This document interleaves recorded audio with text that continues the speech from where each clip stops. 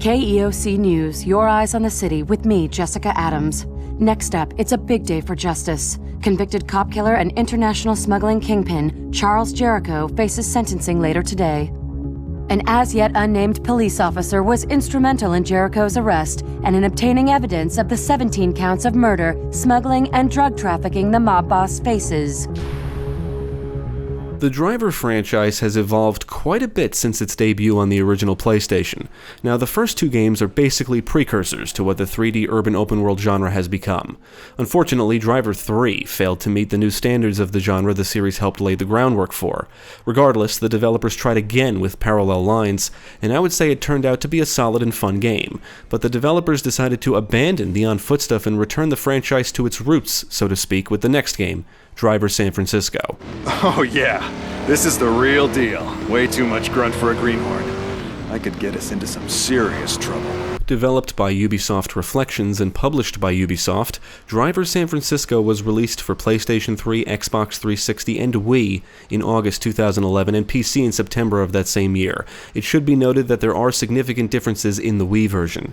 For this review, I played the PC version, specifically the Steam version. Unfortunately, as of this review, the game is no longer available digitally, possibly due to licensing issues. As you can probably guess, I did consult the game's PC Gaming wiki page before playing. Apparently, the PC version is missing the piss filter and film grain present in the console versions, so I installed the post-process re-enabled mod to add these effects.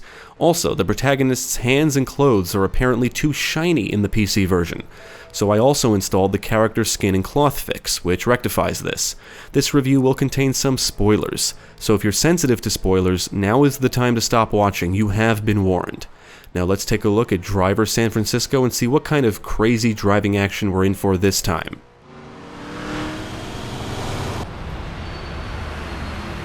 All right, I've indulged you.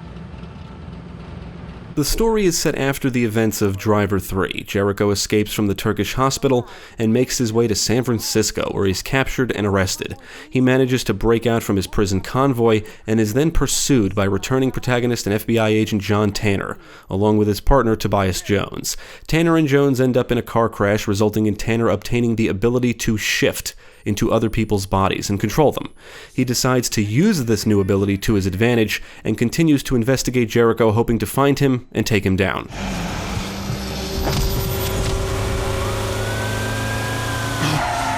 Damn it, Ray! What the hell are you doing? What are you stopping for? Where the hell?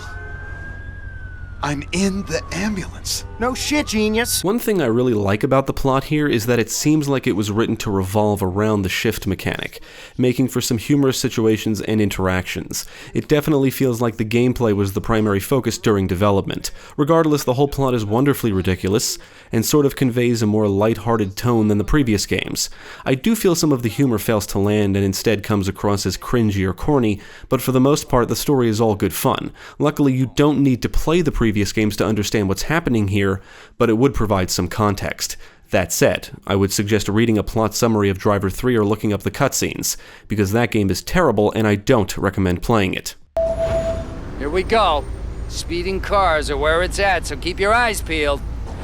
Driver San Francisco is another game set in a single city, just like Parallel Lines, and does come with a multiplayer mode, but I did not get the chance to try it.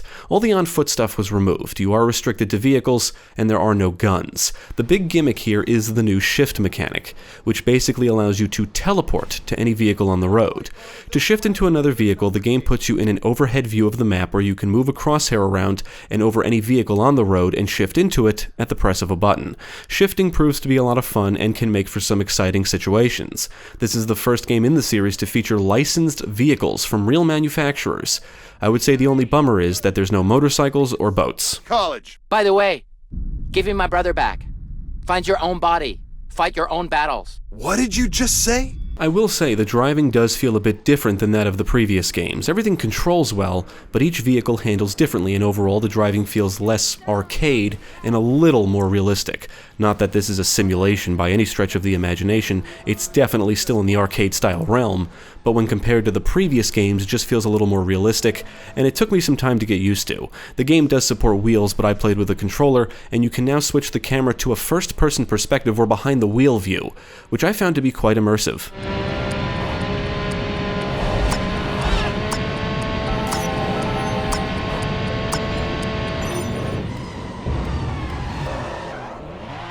The story plays out in chapters through a series of missions, and if you were to just go from mission to mission, it wouldn't take you very long to beat the story. Story missions do need to be unlocked by completing city missions, many of which are connected to the events in the story. Completing these also unlocks activities, and as you progress through the story, you'll unlock dares, which are often speed or stunt objectives that can be completed for willpower, the game's form of currency. You earn willpower for almost everything: driving recklessly, drifting, jumping, pulling off stunts and maneuvers, and completing activities and dares. Willpower can be spent at garages to buy new vehicles and upgrades.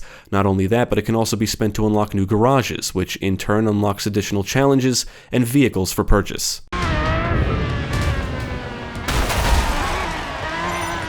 I would say the real meat of the game is almost everything outside of the story. There are tons of activities to complete, including races, pursuits, getaways, stunt events, and some more creative stuff, like protecting armored vans by shifting into vehicles and crashing them into the attacking vehicles.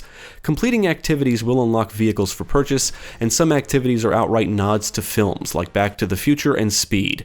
One activity in particular is a recreation of the first mission from the first driver. Now, the reward system can be addictive, as is trying to collect all the vehicles. This is one of those games that makes it easy to lose track of time. I often found myself thinking just one more activity, over and over again, and the next thing I knew, an hour or longer had passed.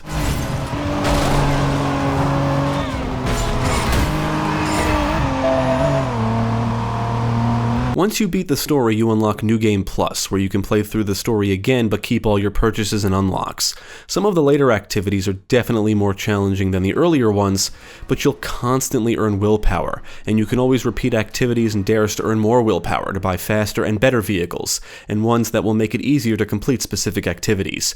More of the city unlocks as you progress through the story, and the partial recreation of San Francisco on display here is a rather large playground ripe for vehicular mayhem. He's got connections, and he's gonna find out about us, and when he does... When you're not on a mission or attempting an activity or dare, you can freely drive around and go wherever you want, crash into whatever you want, and shift around at will. There are movie tokens to collect scattered around the city, and collecting enough unlocks challenges to complete. You can tag cop cars, or if driving a police vehicle, tag marked cars and initiate a chase, and escape police or take the target vehicle down for willpower. I am happy to say the film director feature makes a return, allowing players to once again create their own little car chase films. And you could even share them online back in the day. As you progress through the story, you'll unlock upgrades, which are different than the upgrades offered in the garages. These include Ram, Boost, and Rapid Shift. Ram and Boost drain through your ability bar, which recharges over time, and you can upgrade the size and recharge speed by purchasing the appropriate upgrades from garages. As the names imply, Ram lets you ram into other vehicles, inflicting damage, and Boost grants you a burst of speed. The only thing I don't like about Boost is the default mapping on an X input controller, which is the up direction of the left stick. The same stick used to make turns. This means if you push up on the stick, you'll boost, and because of that, I found it very easy to boost inadvertently. This can become annoying if you're like me and slightly push the stick up when you make turns. Luckily, it can be remapped.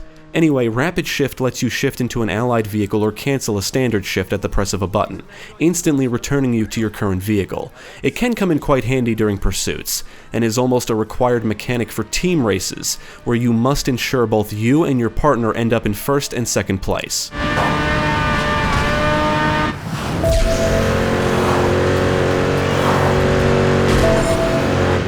Driver San Francisco features a lot of cool and exciting objectives and situations. You'll do familiar stuff like chase people, tail people, and scare people.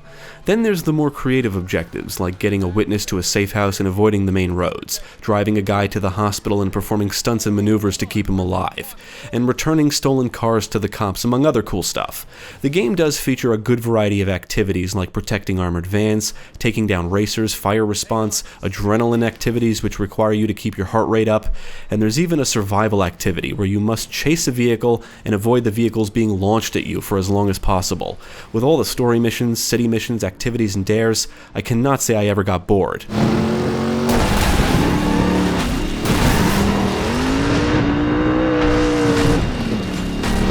Now, the game does feature a lot of races, including street races, team races, checkpoint races, and ambush races, where you must not only win but also evade the police. The shift mechanic makes a lot of chases and certain activities like race takedowns very fun and exciting. In general, a standard car chase is fun, but the shift mechanic gives you another way to complete these. You don't have to remain in the pursuing vehicle. You can just shift into other vehicles on the road and crash them into the target vehicles to slow them down and stop them. You can even utilize the same strategy if you're being chased to slow down the cops.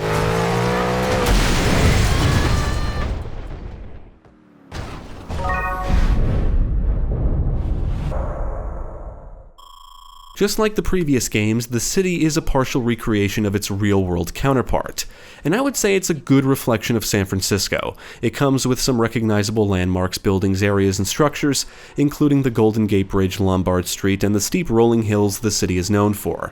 There's plenty of vehicles on the roads and pedestrians walking around, although you can't run them over. Police do drive around the city, but you are free to drive around like a maniac without attracting police attention, unless you crash into cops or the objective or activity calls for it.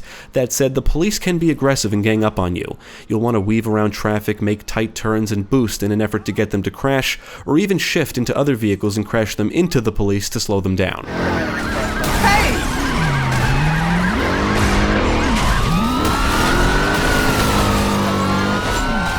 Oh, my lawyers are gonna love this! Visually, I think Driver San Francisco is a gorgeous game, and the presentation still holds up today. From the vehicle models to the city, everything looks amazing. Even the pre-rendered cutscenes look great. Crashes can look devastating, and some can be witnessed in slow motion, which showcases the cool vehicle deformities and glass flying through the air. The only eyesores I can think of would be the pop-in, which is nowhere near as bad as that of the previous games, and the bloom lighting, which can make for an ugly, overbright sky. The visual presentation is backed by a soundtrack consisting of licensed tunes, and some great audio work. Engines roar, tires screech, and sirens wail. On the technical side, the game ran smooth. It did crash on me once, but other than that, no problems. How do we get the cops to follow us? Hit and run. I had a great time with Driver San Francisco. In fact, I think it's my favorite game in the series. I like how it does its own thing with the shift mechanic rather than just trying to be another urban open-world action game. Shifting is a lot of fun, there's plenty of content on offer, and the experience can be quite addictive. Sure, the gameplay can get repetitive, you are always restricted to vehicles, but the series has always been known for its vehicular action, so to speak. It's a franchise that centers on car chases, and there's plenty of that here. They're fast, fun, intense, and exciting. I don't even know what to call this, but it's probably my favorite open-world driving game. I guess you could call it an open-world racing game, which is a genre that has expanded quite a bit over the years, but in Driver San Francisco, racing is only some of what you can do.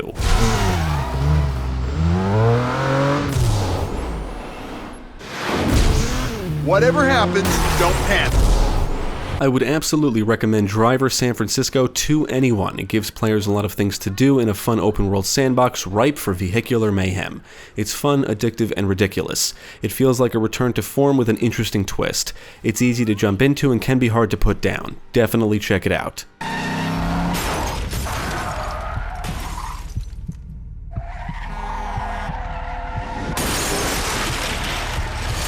Thank you for watching. If you enjoyed this video, check out the rest of our channel, follow us at the links below, and you can also support us on Patreon.